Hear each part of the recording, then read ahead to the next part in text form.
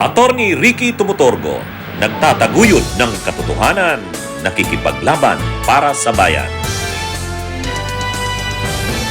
Si Sara Duterte,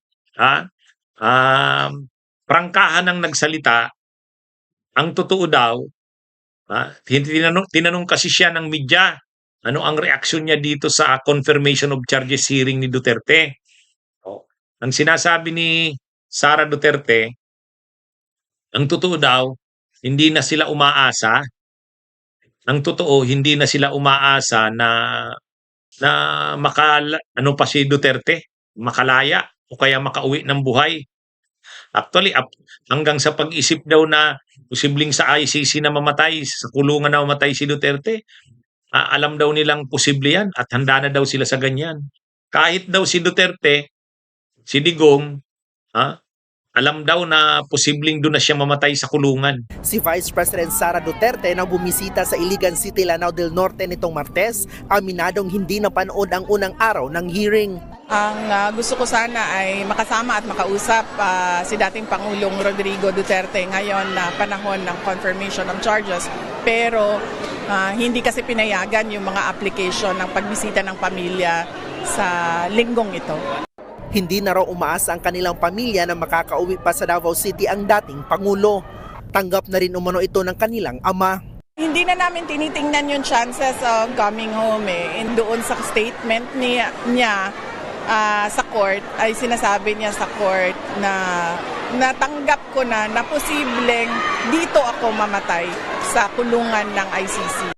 Sa kabila nito, pinasalamatan naman ni VP Sara si Attorney Nicholas Kaufman at buong defense team ng ama. Walang ebidensya na nagpapatunay na ginawa ni dating Pangulong Rodrigo Duterte ang mga sinasabing krimen. Kasi nga naman, tatagal yan, mga tatlong taon na trial yan. Ngayon, kung tumagal yan ng 3 taon, mga kabunyog, mga kababayan, mahirap na, mahabang panahon. Ay si Duterte noon, matanda na, may sakit. Kaya, sabi ni Sara Duterte, ang totoo dyan, sila daw ay, hindi na umaasa. Hindi na daw sila umaasa dyan. Alam na daw nila yan, sabi ni Sara. Tanggap niya na daw yan. Sabi ni Sara, silang pamilya daw, pag-usapan na nila yan na, sabi ni Sara, hindi na namin tinitingnan yung chances of ex-President Duterte coming home. Kung makikita niya roon sa statement niya sa court, sinasabi niya, natanggap ko ng posibleng dito ako mamamatay sa kulungan ng ICC. O yan. Kaya sabi ni Sara, hindi na daw sila umaasa. Sa bagay, tama lang yan. Tama lang yan na hindi na sila umaasa, na maging bukas sila sa lahat. Posible naman talaga yan. Unang-una, hindi na yan makakalaya si Duterte kung interim release lang, hindi na. Nag-decide na ang ICC dyan, hindi granted yan. Lalo pa ngayon, paano naman igagrant ng ICC ang interim release? O ito, tingnan nyo ha. Kung magre-request na naman si Kaufman ng interim release, paano naman papaniwala pagbibigyan yan? Una, hindi kinikilala ni Duterte ang jurisdiction ng ICC. Hindi nga siya nag-appear doon sa confirmation of charges hearing. O paano mo bibigyan ng interim release na hindi nga kinikilala ang jurisdiction ng ICC? Pangalawa, paano mo pagbibigyan ng interim release ngayon pa lang nag-press con si Attorney Libby Baligod at saka si Mike Defensor, pinipresent yung 18 Marines o 18X Marines na ini-expose nila, inaakusahan nila, si datong Senador Sonny Trillanes daw, ay nagsabwatan sa kayong mga investigators ng ICC. Binigyan daw ng pera pagpunta dito. Kaya, mga kabunyog, doon pa lang, may reaksyon na dyan ng ICC. Bakit mo bibigyan ng interim release? O kaya yung interim release na yan, wala na yan. Hindi, mahirapan na yan. Wala na talaga halos siyang kapag-asa.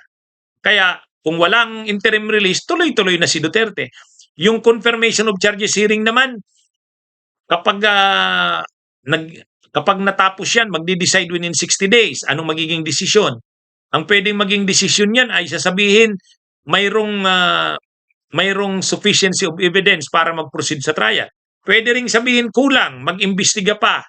Magdagdag pa ng mga ebidensya, mag-imbestiga. Pwedeng ganun. Oh. Pero imposible na sabihin ng ICC hindi sufficient ang evidence, ang dami, tambak talaga. Kaya sigurado na magta-trial. Magta-trial. Pag tiningnan mo yung mga ebidensya doon na pinipresent, ano pa lang yun, parang pinapatanaw pa lang sa atin yung mga ebidensya at mga testigo na ipipresent, grabe na, tambak na. Kaya halos yung conviction ni Duterte beyond reasonable doubt, halos sigurado eh. Kaya wala na, hindi na makakauwi si Duterte. Ako naniniwala rin ako, tama yung sinabi ni Sara Duterte. Mahirap nang umasa pa sila. Kahit si Digong tanggap na yata eh. Tanggap na.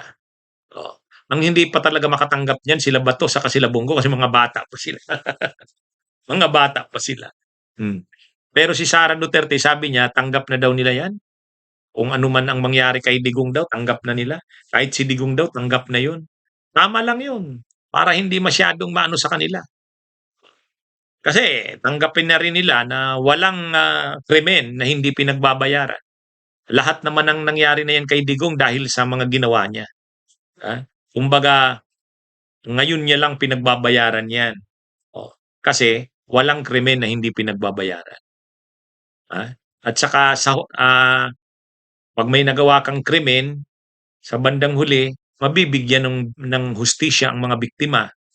Medyo napapatagal lang, pero sa huli, mabibigyan ng hustisya. At ito na nga yun, nangyayari na. Sino bang mag-iisip na maaaresto siya dyan, madadala sa ICC? Kaya lang, God works in mysterious ways. Pero dahil si Digong naman ay matanda na, sakitin na, at tatagal pa yung trial na yan, at halos sigurado siya na makukonvict dyan, wala.